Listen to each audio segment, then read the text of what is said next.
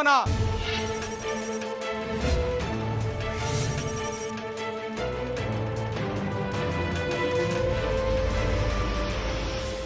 नमस्कार, आप देख रहे हैं देश का पहला web online news channel newsverse.tv और मैं हूं मनुस्मृति लखोत्रा। खबरों का सफर शुरू करने से पहले एक नजर अब तक की खास खबरों पर। आय से अधिक संपत्ति मामले में जयललिता दोषी, 4 साल की होगी सजा।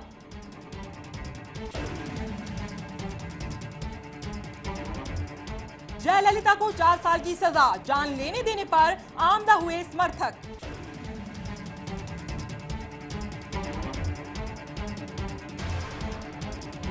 संयुक्त राष्ट्र महासभा में हिंदी में होगा भाषण, पीएम मोदी का 15 मिनट का होगा भाषण।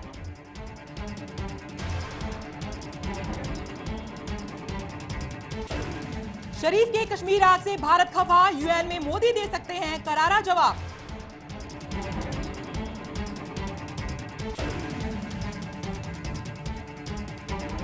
शिवसेना ने बीजेपी पर साधा निशाना, कहा हिंदुत्व का राजनीतिक फायदे के लिए किया प्रयोग।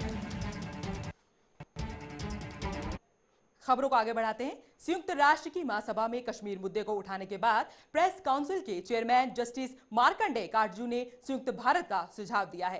काटजू ने देश के नागरिकों और खासकर कश्मीरियों के कश्मीर की समस्या पर एक ही समाधान बताया और वो है एक मजबूत, सेकुलर और आधुनिक सोच वाली सरकार के नेतृत्व में हो सकता है, जो धार्मिक अतिवाद को मजबूती से कुचलने के मादा रखती है। काटजू के मुताबिक पाकिस्तान कोई देश नहीं है, ये एक फर्जी देश है जिसे अंग्रेजों ने हिंदू और अल्पसंख्यकों को एक दूसरे से लड़ते रहने के लिए गढ़ा था।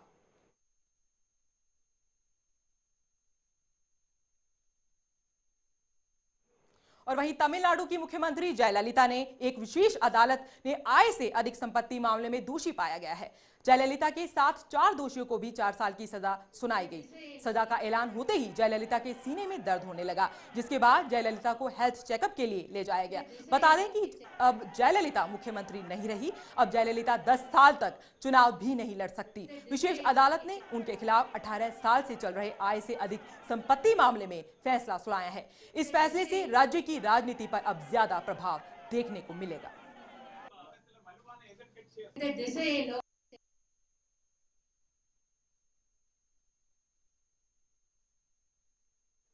वहीं महाराष्ट्र में एक नया प्रयोग होने जा रहा है।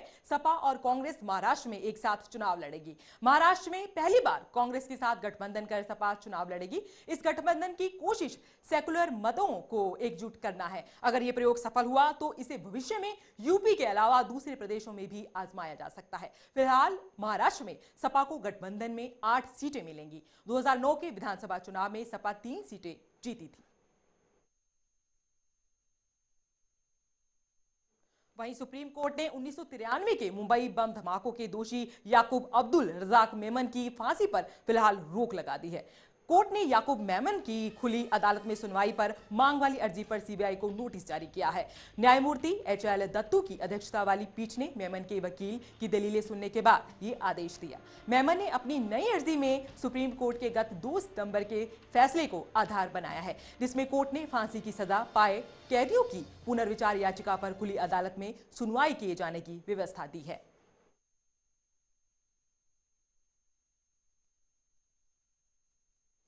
वहीं प्रधानमंत्री अमेरिका पहुंचने के बाद उनकी पहली आधिकारिक मुलाकात थी। इस मुलाकात का मकसद ये भी समझना था कि 9/11 के आतंकी हमलों के बाद न्यूयॉर्क की पुलिस ने किस तरह से शहर का कायाकल्प किया, जहां इन हमलों में 3000 से ज्यादा लोग मारे गए थे और शहर की प्रमुख पहचान वर्ल्ड ट्रेड सेंटर के 2 टावर ध्वस्त हो गए थे। शहरी क्षेत्रों के विकसित करने की अपनी प्रिय परियोजना को ध्यान में रखते हुए प्रधानमंत्री नरेंद्र मोदी ने न्यूयॉर्क के मेयर बिल डे ब्लासियो से मुलाकात की। इस दौरान उन्होंने बड़े शहरों से जुड़े मुद्दों, खासकर आतंक के खतरों, पुलिस व्यवस्था, सार्वजनिक आवास और कुंभ के मेले जैसे समारोहों में भीड़ प्रबंधन पर चर्चा की।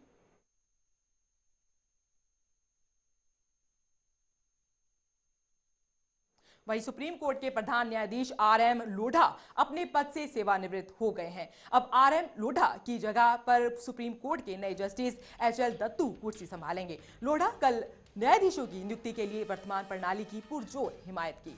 प्रधान न्यायाधीश पद से सेवानिवृत्त हो रहे न्यायमूर्ति लोढ़ा के मुताबिक न्यायाधीश के पद के लिए न्यायाधीश अधिक बेहतर जानते और समझते हैं।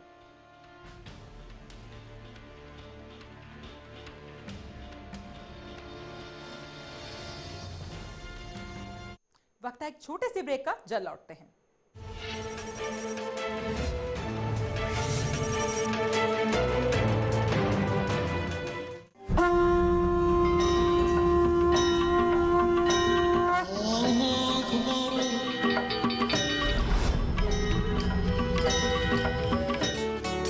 जैसे तिल में तेल है, ज्यों चकमक में आग, तेरा साईं तुझ में है, जाग सके तो जाग।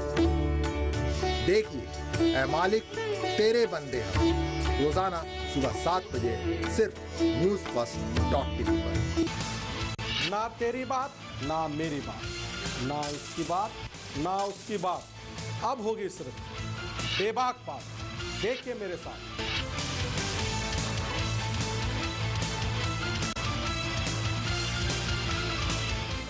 अपना देश है रंगीन, हम सब है खाने के शौकीन, गली मोहल्ला सभी जगह तीखा और नमकीन, जायकों का मेला, लज्जतदार ये छौका, खाने के साथ देसी बाइट में मिलेगा।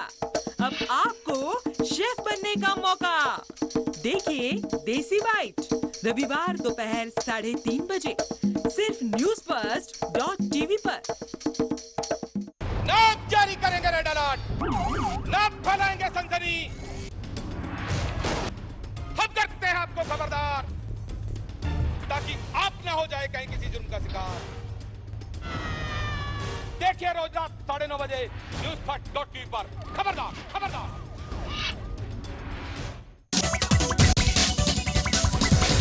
गिरेगा प्यादा, पिटेगा वजीर, राजनीति ना करना, सीधी बात, क्योंकि अब सामना होगा सुलगते हुए सवालों का। शय और मात के खेल में जवाब तो बनता, इस सवाल का जवाब तो होगा आपके पास। देखिए मेरे साथ शतरंज के खिलाड़ी। नमस्कार, मैं हूँ वास्तु शास्त्री ज्योतिषाचार्य मुकुल महर्षि। आप देख रहे हैं NewsFirst.tv। इस चैनल पर मैं आपको बताऊंगा वास्तु के जरिए आप कैसे बदल सकते हैं अपनी ज़िंदगी। आप और आपका परिवार है खुशहाल, व्यापार और नौकरी में कैसे मिलेगी तरक्की। मैं जल्द आ रहा हूँ अपने नए कार्यक्रम सुख शांति के साथ। हर हफ्ते आपसे मिलूंगा और ज़िंदगी को खुशहाल बनाने के दूंगा टिप्स। देखिए शनिवार सुबह 7:30 बजे, दोपहर 3 बजे और रात 11 बजे सिर्फ NewsFirst.tv पर।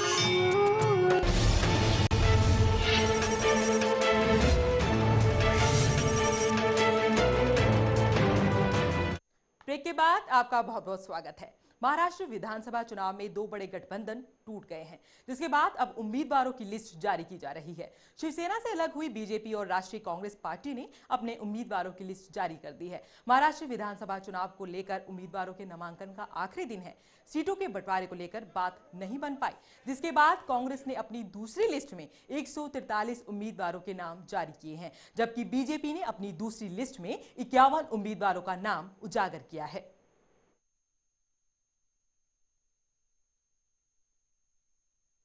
तो वहीं देश के प्रधानमंत्री नरेंद्र मोदी संयुक्त राष्ट्र सभा में हिंदी में भाषण देंगे। इस भाषण को पूरी दुनिया के 193 देशों के प्रतिनिधि सुनेंगे। प्रधानमंत्री का 15 मिनट का भाषण हिंदी में होगा, जिसे ट्रांसलेट करने के लिए संसद के 2 अधिकारी मौजूद रहेंगे। पहली बार ऐसा होगा जब प्रधानमंत्री बोल रहे होंगे तो भाषण को ट्रांसलेट किया जाएगा। संयुक्त राष्ट्र की 6 आधिकारिक भाषाओं में हिंदी नहीं है। इसके बाद भी भारत की तरफ से तुरंत अनुवाद करने की व्यवस्था की जा रही है।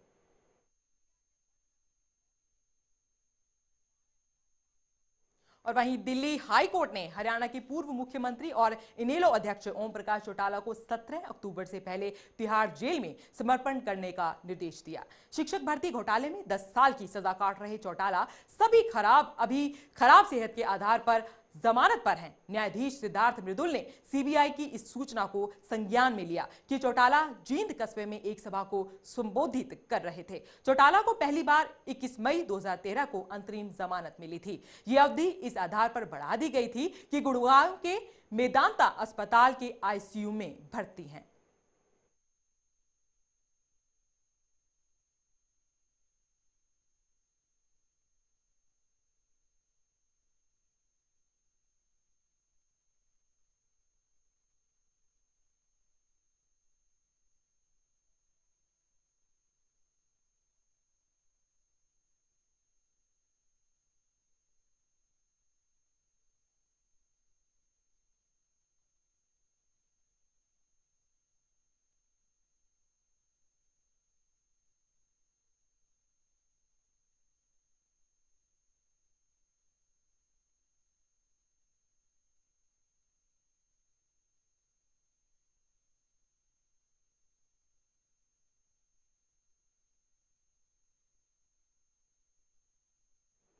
तो वहीं भारतीय पुरुष तीरंदाजी टीम ने कंपाउंड इवेंट में गोल्ड मेडल जीत लिया है। आपको बता दें कि भारत का ये एशियन गेम्स में दूसरा गोल्ड है। वहीं महिला तीरंदाजी टीम को कांस्य से ही संतोष करना पड़ा। भारत को पहली बार एशियन गेम्स में तीरंदाजी के पुरुष इवेंट में स्वर्ण पदक मिला है।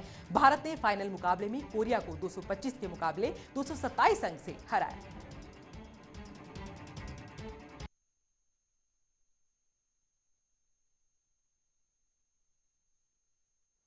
तो वहीं टीम इंडिया के सलामी बल्लेबाज अजिंक्य रहाणे गुरुवार को शादी के बंधन में बंध गए। रहाणे ने अपने ही इलाके के रहने वाली राधिका धोपावर के साथ 7 फेरे लिए। आपको बता दें कि रहाणे ने अभी तक भारत के लिए 10 टेस्ट और 34 वनडे मैच खेले हैं। इंग्लैंड दौरे पर जहां विराट कोहली, चेतेश्वर पुजारा और मुरली विजय जैसे बल्लेबाज इंग्लिश गेंदबाजों के सामने संघर्ष करते नजर आए, वहीं रहाणे ने इस दौरे पर शानदार बल्लेबाजी की।